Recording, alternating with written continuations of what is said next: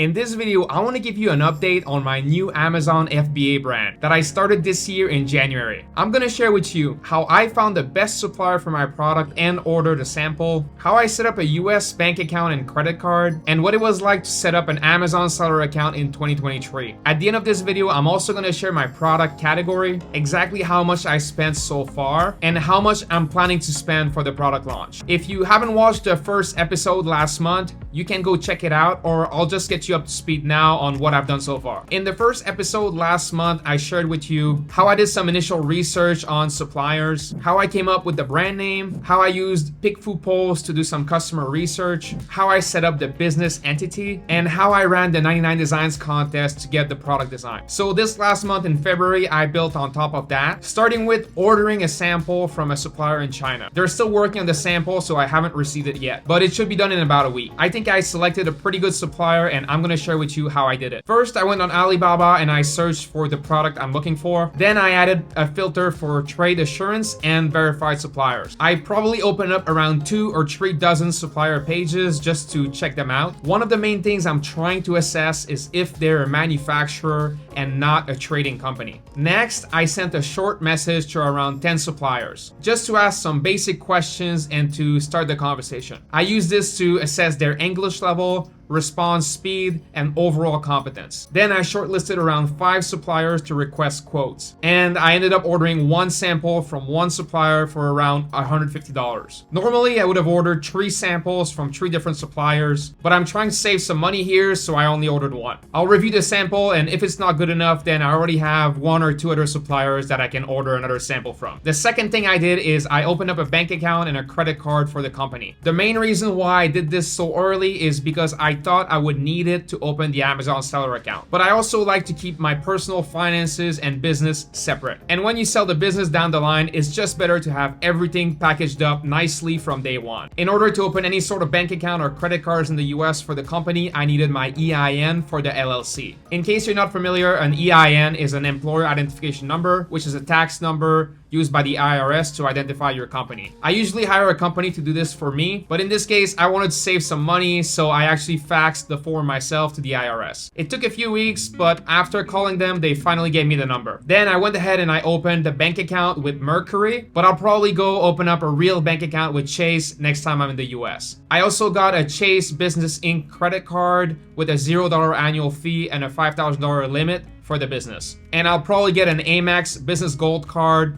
once I start spending money on advertising so that I can get those sweet travel points. The third thing that I did is I opened up the Amazon seller account. Now, the last time I opened an Amazon seller account was in 2019, so I was a bit nervous. I remember back then they had a lot of verifications and you had to get all the documents exactly right. But in this case, it was a lot smoother and easier than I expected. I just needed to submit some personal and business information along with my passport and a credit card statement to verify my address. I didn't even need a business bank account statement or a business credit card statement. Then I had a video call scheduled with an Amazon rep. It was pretty easy, it took about 10 minutes, and I just had to show my passport and the credit card statement. The whole process to open the Amazon account was really smooth, and it took less than a week in total. Now I want to share how much I spent on this business so far. The total so far is $1,178.76. And here are some of the biggest expenses. I spent $454 on design services, $265 on PickFood polls, $199 for setting up the LLC, $154 on the sample, and I spent on a few other things, adding up to the total. Now let's talk a little bit about what I'm planning to spend for the product launch. It looks like this is going to be a fairly expensive product